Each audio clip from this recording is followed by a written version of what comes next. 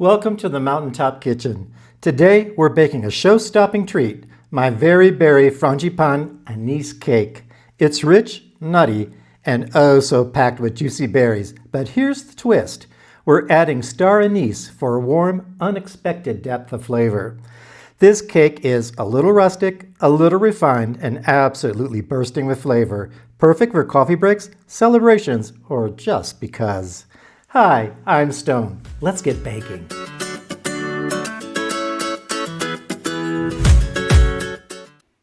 Okay, so let's get started. We're going to start by making our frangipane.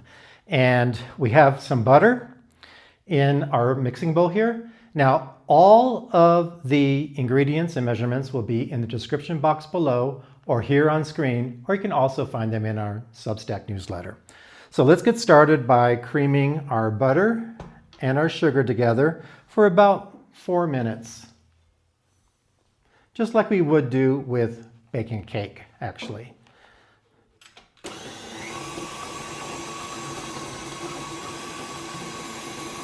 So we'll just cream this for 4 minutes and we'll be right back and continue with our frangipane, or you can call it frangipane, or you can call it frangipane, however you want to call it.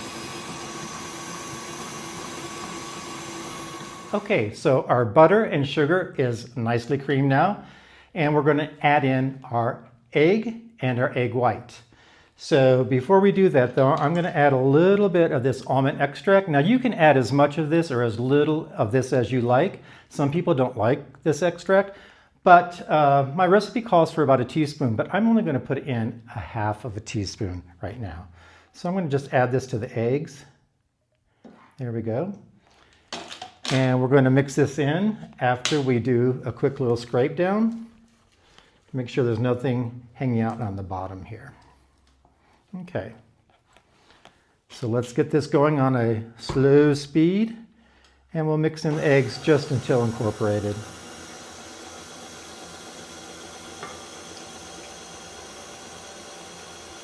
There we go.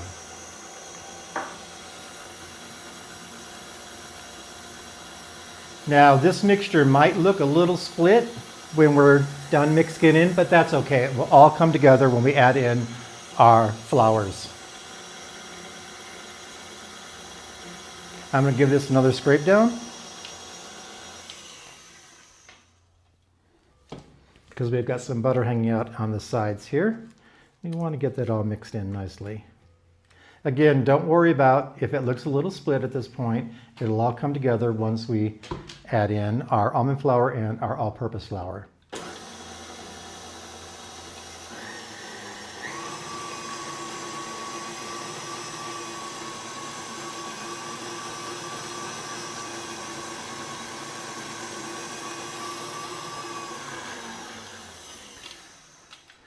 Okay, so we're going to add in our flours. We have our finely ground almonds, our almond flour.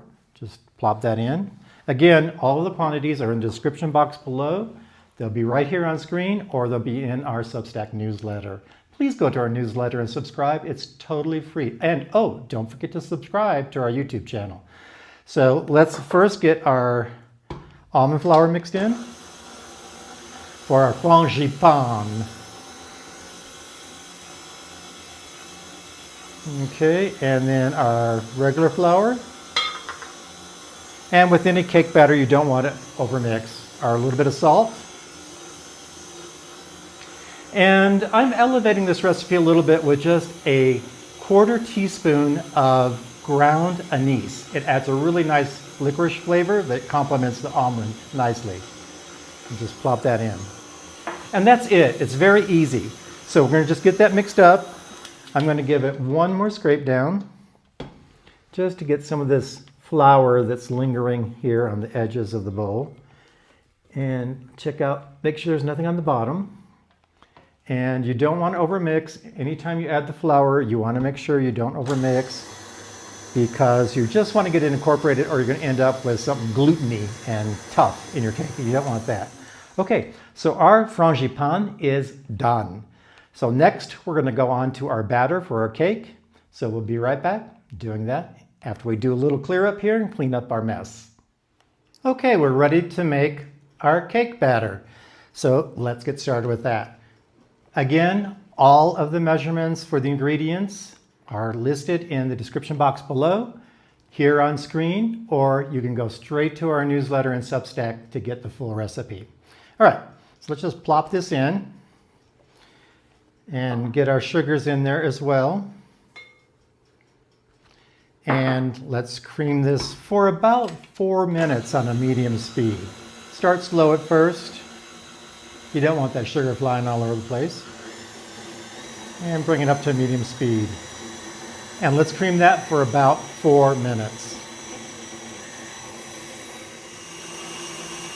Okay, that's been about 4 minutes. Let's give our bowl a little scrape down. This Frangipane cake with berries is so delicious. You're going to love this recipe. And even though there are quite a few ingredients, it's really easy to pull together. It's not a complicated recipe. It has some ingredients, like I said. You have to make the Frangipane and also make the cake batter, but that's about it. And you just put it together and bake it. So easy. So now we're going to add the egg, but to the egg, I'm going to add about 1/4 teaspoon of almond extract. Let's get that in there. There we go. And 3/4 teaspoon of some good, as many would say, that good vanilla from Mexico. And this really is from Mexico, as you can see. Well, we are in Mexico, so that would make sense. We are in the Sierra Madre Mountains, Sierra Madre Occidental Mountains in Mexico. We're about 7,000, a little over 7,000 feet where we're at. And bringing up the altitude, all the recipe here that you will find in the Substack and in the description box below, and as I am making it here, is at a sea level recipe. Obviously, I need to make adjustments because I'm at over 7,000 feet.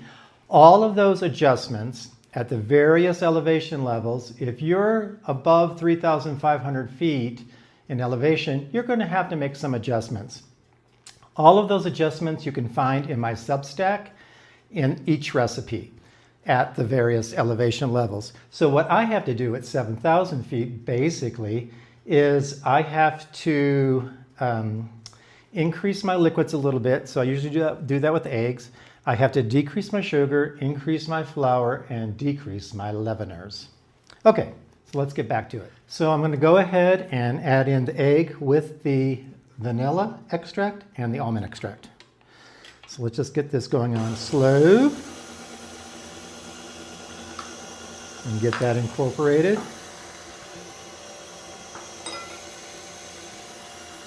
Again, if at this point it looks like your batter is split a little bit, that's okay. It'll all come together when you add the flours in.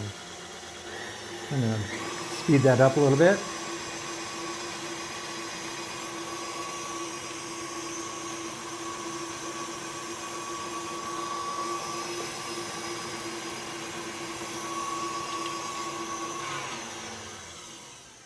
Okay, I'm going to give that a little bit of a scrape down before we add the flours. Add the flour. And let's mix that up a little bit more.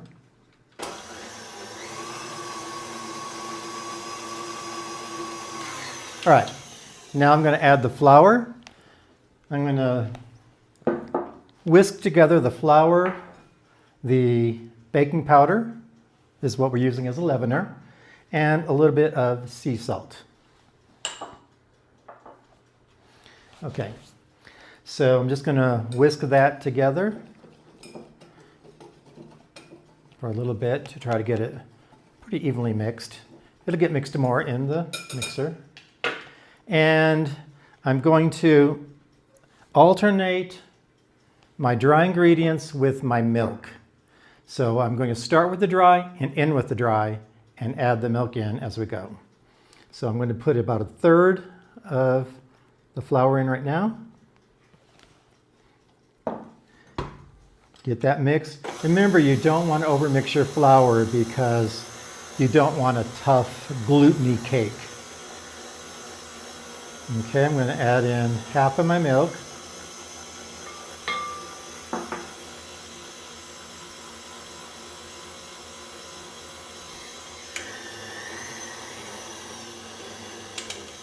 Okay, I'm going to scrape that down because we've got some flour hanging out on the sides here.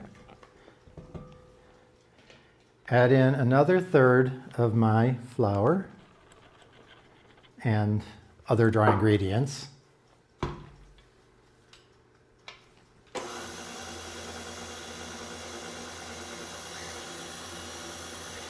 Add in the rest of my milk.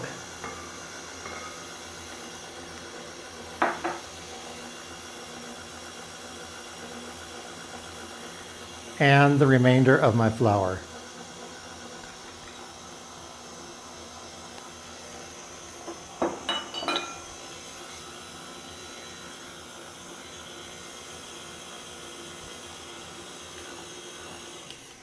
Going to give that batter a scrape down to get this flour off the sides of the bowl. Okay.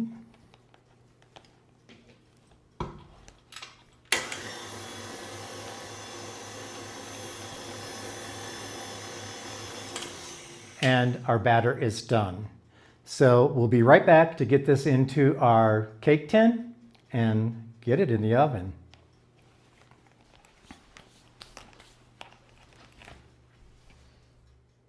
Okay, we've got our oven preheating. If you're using a conventional oven, you're going to want to preheat at about 325 degrees Fahrenheit.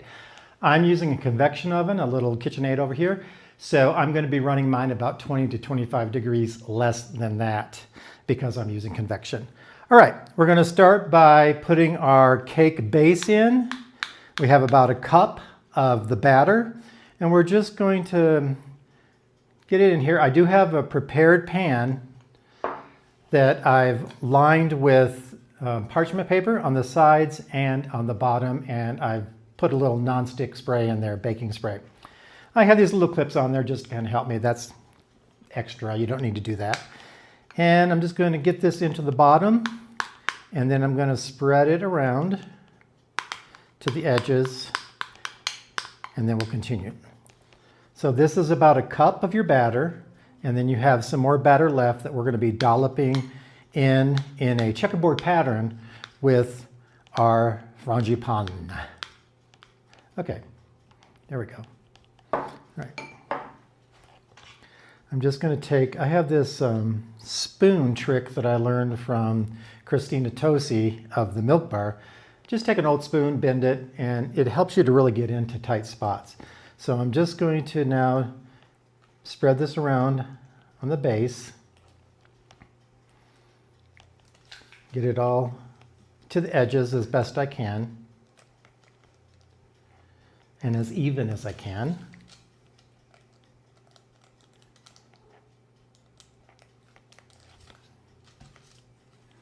Just keep spreading. Take your time with this. It's not that thick of a batter, but it's thick enough that you do have to take some time spreading it over to the edges. And just one last smoothing out around the edges.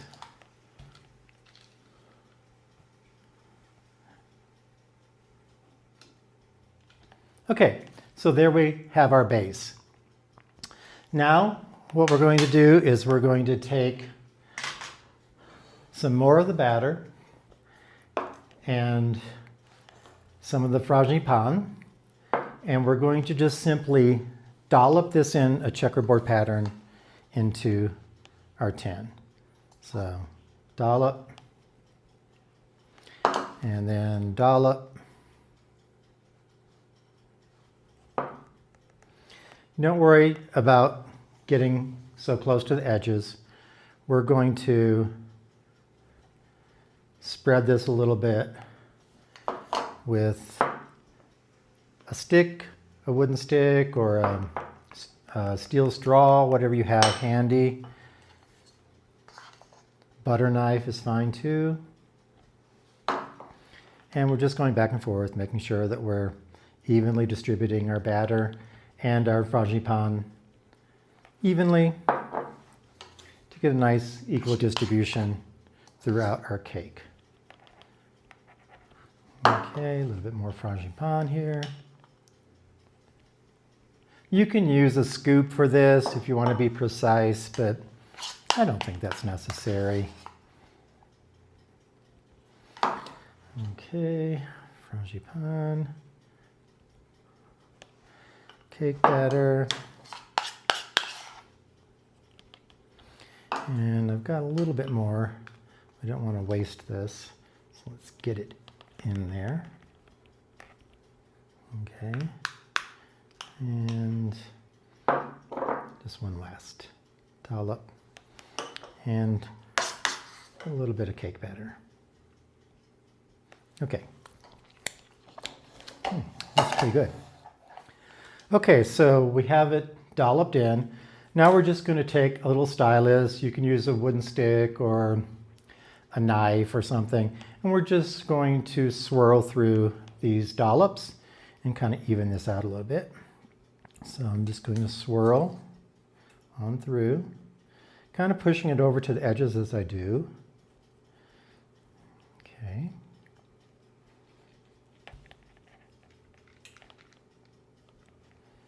Okay, you're spreading this out more than anything because you don't really have different colors here that you want to preserve.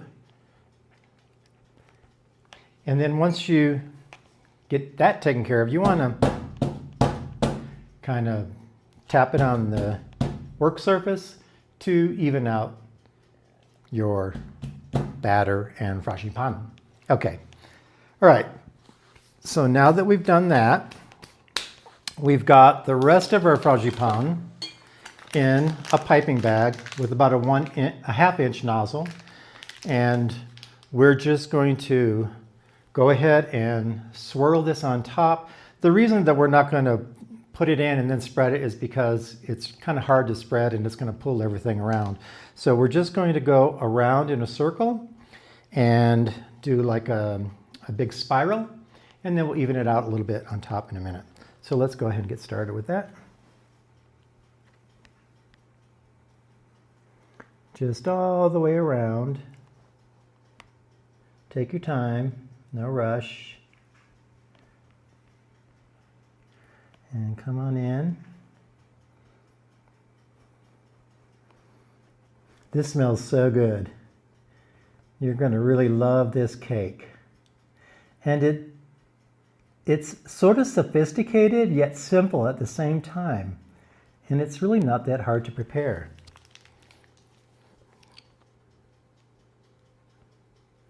And I'm still going around in a circle, trying to fill in with all this frangipane.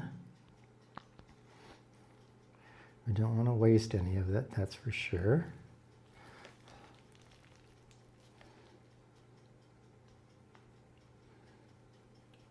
Okay, if you see any gaps, you can go back and fill those in maybe a little more. There's no need to be super precise at this point. And then we're just going to take our little spoon or a spatula, whatever you have handy, and we're going to even this out.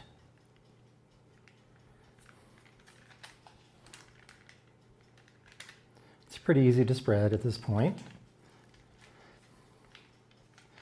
You just want to even out the frangipane. There's an N in there. And get it nice and level. Now, one of the things that I like to do from time to time, if I think, especially when I'm working with a really delicate cake, I like to put, now this is optional, you don't need to do this, but if I think there might be a chance that the sides of the cake are going to bake faster than the center, which I think this kind of has a tendency to do sometimes, I like to use these cake strips. They're easy to get on Amazon. They're very affordable. And you just soak them in water and then get all the excess water out. squeezing them. And then you just wrap it around your cake tin, like this. Since it's spring-loaded, you're going to have a little bit of a gap there, but that's okay. And feed it around through the loops. It's like a belt, actually. It's a little tricky to get on around there. And got several loops here to get it through. You want to kind of pull it tight so it's snug up against as snug as possible. Okay, I think I got it on.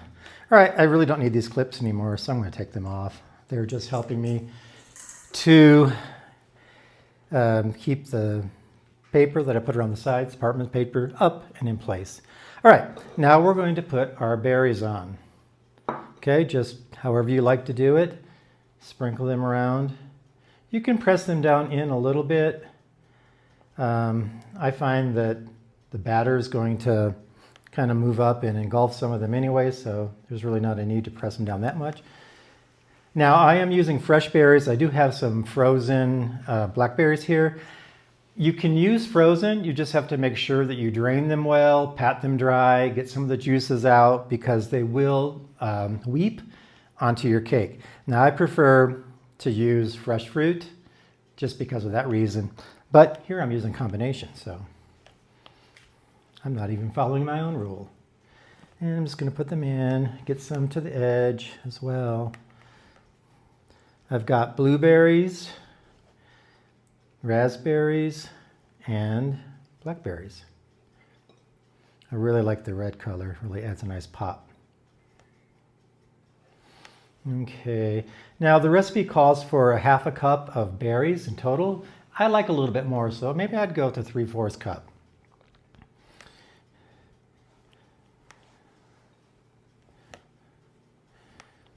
You know, you do you. Whatever you like, that's what you should do.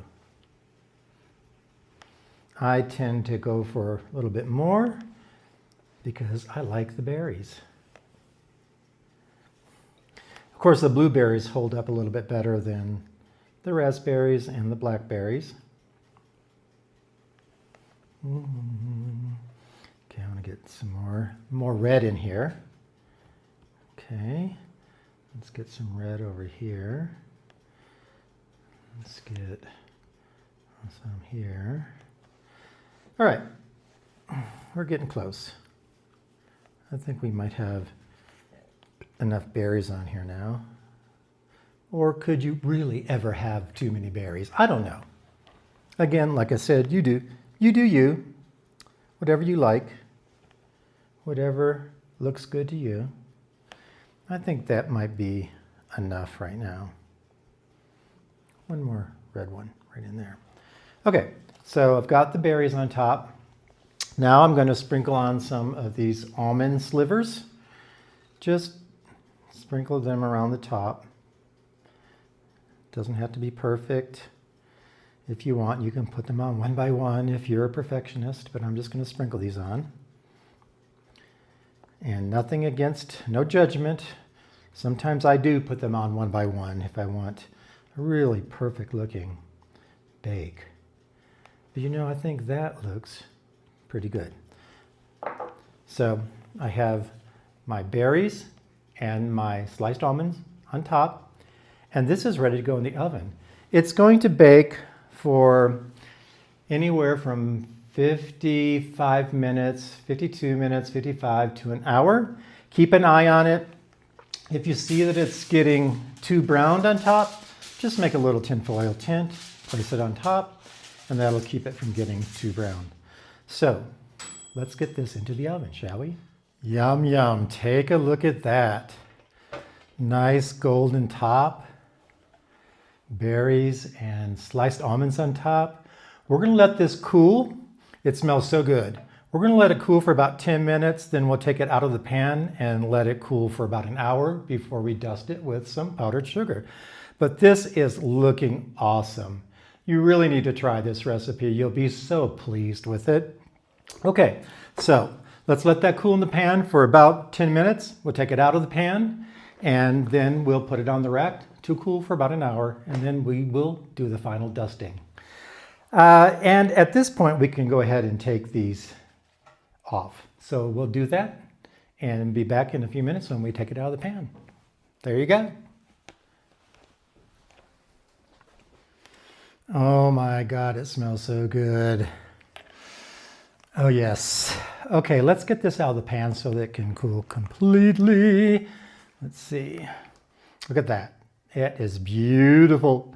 Okay, so we're just going to unspring the spring load pan. Hopefully nothing goes wrong at this point. In theory, this should be coming up. It's a little bit stuck. Okay, there we go. And we'll just take this off. And look at that. That is beautiful. Perfect. Oh, it's so soft. Nice crunchy top. Look at that. Isn't that lovely?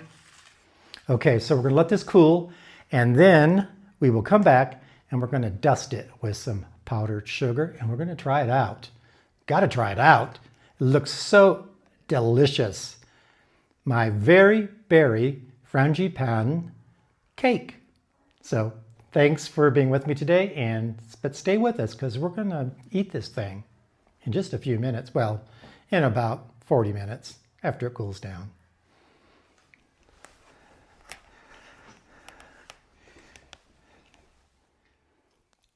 Our very berry Frangipane cake is now fully cooled, and it's ready to be dusted with a little bit of powdered sugar. So let's go ahead and do that.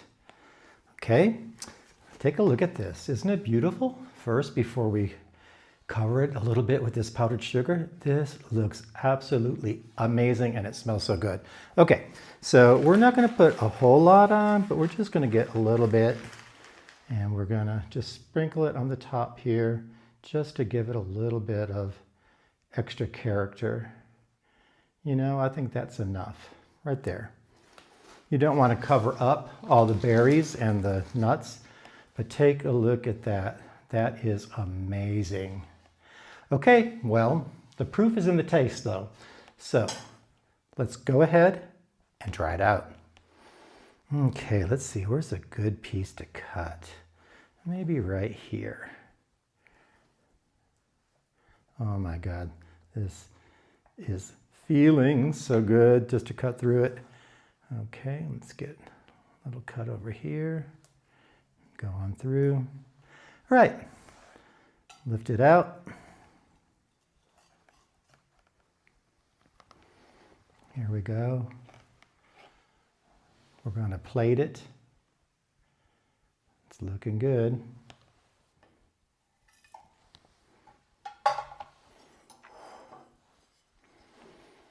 Let's try this baby out.